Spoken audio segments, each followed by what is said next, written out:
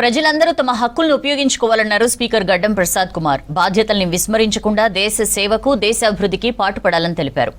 వికారాబాద్ జిల్లా కలెక్టరేట్ ఆవరణలో నిర్వహించిన తెలంగాణ ప్రజాపాలన దినోత్సవానికి ముఖ్య అతిథిగా హాజరయ్యారు స్పీకర్.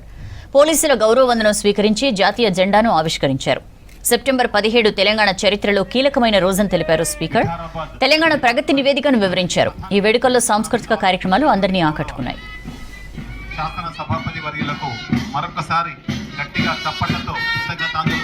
రైతుల విషయంలో గౌరవ రాష్ట్ర ముఖ్యమంత్రి శ్రీ రేవంత్ రెడ్డి గారు రాజీ పడలేదు. తెలంగాణ రైతులను రుణ విముక్తి చేసే అండగా నిలిచారు. ఇందిరమ్మ రైతు భరోసా కింద ఎకరానికి 12,000 పెట్టుబడి సహాయాన్ని అందజేస్తున్నారు. ఈ వానాకాలంలో రైతు భరోసా డబ్బులు కేవలం 9 రోజుల్లో 9,000 కోట్ల రూపాయలు రైతుల ఖాతాల్లో వేశారు.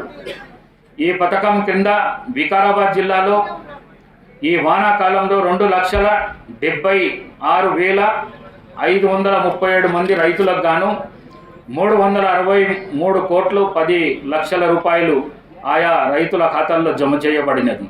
నిరుపేదల ప్రతి ఒక్కరి సొంత ఇంటి కళ నిజం చేయాలనే గౌరవ ముఖ్యమంత్రి శ్రీ రేవంత్ రెడ్డి గారి నాయకత్వంలోని రాష్ట్ర ప్రభుత్వం భావిస్తుంది. ఇందులో భాగంగా జిల్లాకు మంజూరైన 13,640 ఇళ్లలో ఇప్పటి వరకు 11,681 గృహాలు నిర్మించడానికి ఆమోదించడమైనది. మహాలక్ష్మి పథకం కింద తెలంగాణ రాష్ట్రంలోని మహిళలందరికీ ఆర్టీసీ బస్సుల్లో ఉచిత ప్రయాణ సౌకర్యం కల్పించబడుచున్నది.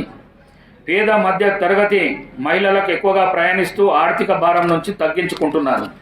అదేవిధంగా పేద కుటుంబాలకు 500 రూపాయలకే సబ్సిడీ వంట గ్యాసు సిలిండర్ను అందించి మహిళల వంటింటి కష్టాలను దూరం చేసింది.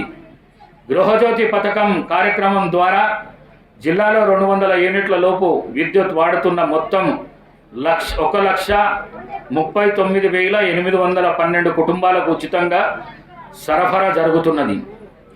చేయూత పథకం ద్వారా వికారాబాద్ జిల్లాలో మొత్తం 1,09,283 మంది లబ్ధిదారులకు ప్రతి నెల 27,36,00,000 రూపాయలు ఆసరా పెన్షన్లు చెల్లించబడుతోంది.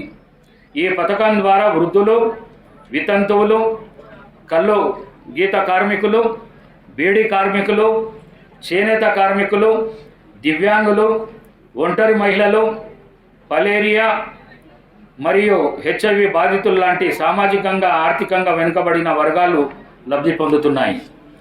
ఇందిరమ్మ ఆత్మీయ భరోసా కింద జిల్లాలో 19,888 కుటుంబాలకు 11,93,00,000 చెల్లింపులు చేయడం జరిగింది.